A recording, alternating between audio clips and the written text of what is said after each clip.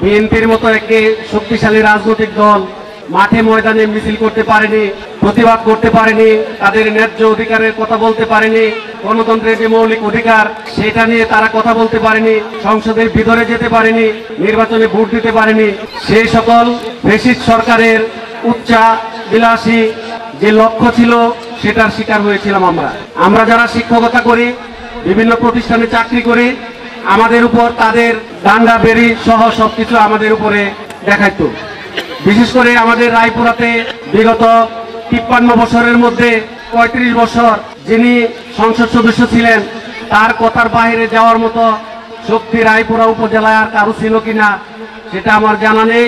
বিভিন্ন কারণে তাদের কথার বাইরে যেতে পারেনি, অনেক অন্যায় আবদারকে আমরা সহ্য করতে হয়েছে, তাদের কথাকে মানতে হয়েছে। সেই সকল কারণে হয়তোবা আমরা রাজনৈতিকভাবে তাদের শিকার হয়েছি, পরোক্ষ বা প্রত্যক্ষভাবে কারো মন থেকে কোনো রাজনৈতিকভাবে আমরা জড়িত হই নাই। আমরা রায়পুরা উপজেলার বর্তমানে ছাত্র সংগঠন জাতীয়তাবাদী ছাত্র দল, সেই ছাত্র দলের রায়পুরা কলেজ শাখার ভিতরে আমরাই প্রতিষ্ঠা করেছিলাম। সেখান থেকে আমরা জাতীয়তাবাদী দলের সাথে জড়িত ছিলাম, কিন্তু রাজনৈতিক হস্তক্ষেপের মাধ্যমে আমরা আমাদের অধিকারগুলোকে বাস্তবায়ন করতে পারিনি। বিভিন্ন পরীক্ষার যে ফলাফল, সেই ফলাফলগুলোর দিকে আপনারা দৃষ্টি দিলে আপনারা দেখতে পাবেন যে আমাদের বিদ্যালয়ের ফলাফল কোনো দিক দিয়ে ইনশাল্লাহ আমি মনে করি যে রায়পুরা উপজেলার মধ্যে কোনো দিক দিয়ে কমে নয়। আমরা যে সকল ছাত্রছাত্রীদেরকে এখানে লেখাপড়া করিয়ে এসএসসির পরে বিভিন্ন বিশ্ববিদ্যালয়ে, রায়পুরা RKRM উচ্চ বিদ্যালয়ের অনেক ছাত্রছাত্রী, মেডিকেলে, বিশ্ববিদ্যালয়ে এই দুর্বল ছাত্রছাত্রীদেরকে আমরা মেরামত করে তাদেরকে সেখানে আমরা পাঠিয়েছি। এখনো ইনশাল্লাহ সারা বাংলাদেশে ঢাকা বিশ্ববিদ্যালয় সহ বিভিন্ন বিশ্ববিদ্যালয়ে আমাদের ছাত্ররা অধ্যয়ন করছেন, বিভিন্ন সরকারি প্রতিষ্ঠানে ভালো পজিশনে চাকরি বাকরি করছেন, ব্যবসা প্রতিষ্ঠানে তারা নেতৃত্ব দিচ্ছেন। ফ্যাসিস্ট সরকারের হাত থেকে আমরা মুক্ত হয়েছি।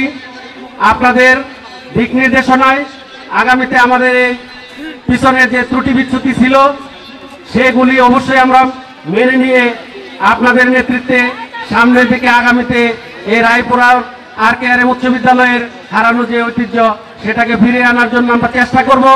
আপনারা আমাদেরকে দিক নির্দেশনা দিবেন। 3 নং ওয়ার্ডের একজন প্রতিনিধি ছিলাম আমি, কুদ্দুস ভাইয়ের সাথে 5 বছর কাউন্সিলর থেকে তার সাথে আমি কাজ করেছি।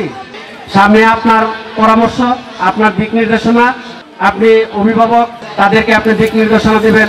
আপনি স্কুলের ছাত্র হিসেবে, আপনি স্কুলের প্রাক্তন সদস্য হিসেবে, প্রাক্তন ভাইস চেয়ারম্যান হিসেবে গঠনমূলক পরামর্শ দিবেন, আমি সেগুলি মেনে নিব।